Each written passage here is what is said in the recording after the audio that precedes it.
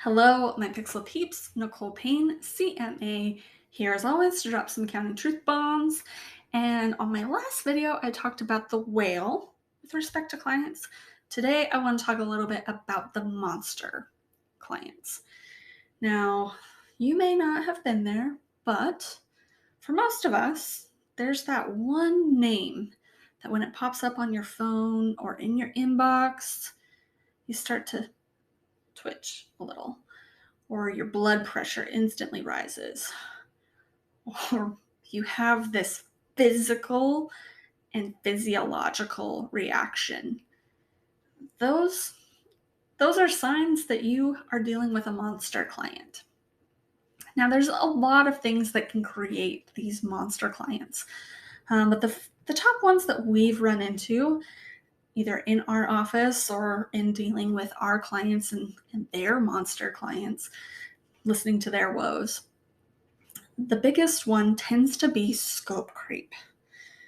Scope creep, if you didn't watch my last video about the whale, for those of you just joining us for the first time, scope creep is when you set out a service agreement, you contract with this customer or client, you lay out very specific terms and objectives of what you want to accomplish with this client, and that has a price tag. So for XYZ, you get XYZ. But what happens as you're working along with these clients and suddenly they want you to add extra things in?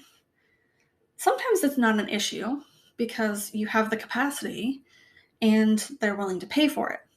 But more often than not, you may not have the capacity to add those extra things, or they're just not really willing to pay for it. So that's when scope creep happens. Now, that also kind of ties into the second reason why clients tend to become monster clients. And that is that they just aren't really willing to pay what you're worth. They don't value your time. They don't value your energy. They don't value your input. They may be constantly asking if there's any discounts that they can have, or they want you to add additional services without paying for it as part of that scope creep. If they don't value you, then they are a monster client. They're not worth it. Another reason that clients might be monster clients is that they just don't play nice. And this one kind of has multiple facets as well, in that it could be that they have bad attitude and they are rude, or they treat you or your employees with like trash. Monster client.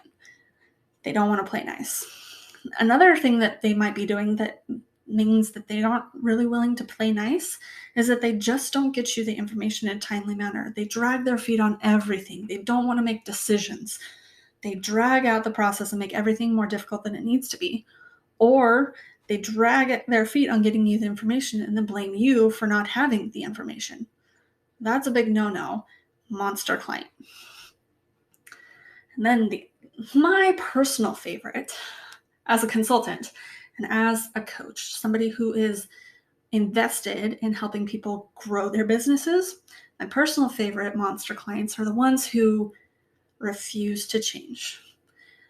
They don't care that you're putting all this effort into making their business better for them. They don't care that you're providing all of these really awesome suggestions, really great processes, or anything of that nature. They just want to keep status quo. They want to keep doing what they've been doing, and they want you to wave a magic wand. Monster client. Now, what do you do when you have a monster client?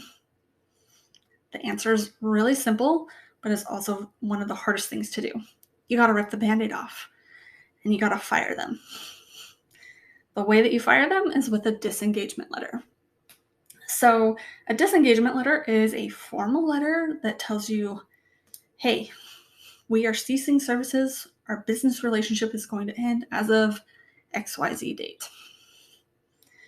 Now, one of the main things that you want to do when you're sending a disengagement letter is you want to be short and sweet and to the point, but you want to be very specific. So, for instance, The Pixel disengagement letter says something along the lines of, "Thank you for being a client. As we are continuously trying to improve our customer relations and how we serve our customers and clients, we've come to the conclusion that we are no longer a good fit for XYZ company. As a result, this is our 30-day termination notice. We will cease services on XYZ date. Please contract another provider to help with these services by XYZ date. We would be happy to help with that transition over the next 30 days. Thank you and have a good day." That's it. We thank them for being a client. We give them our official notice. We tell them what day our services end and tell them that we'll help transition to a new accounting service provider. Simple. If you need help with figuring out how to disengage from your monster clients, or if you just want some feedback on whether or not a client actually is a monster client, feel free to reach out. I'm happy to help. My contact information is on the last slide of this video, or you can drop something down in the comments and I'd be happy to get back to you. Anyway, until next time, take care, everybody.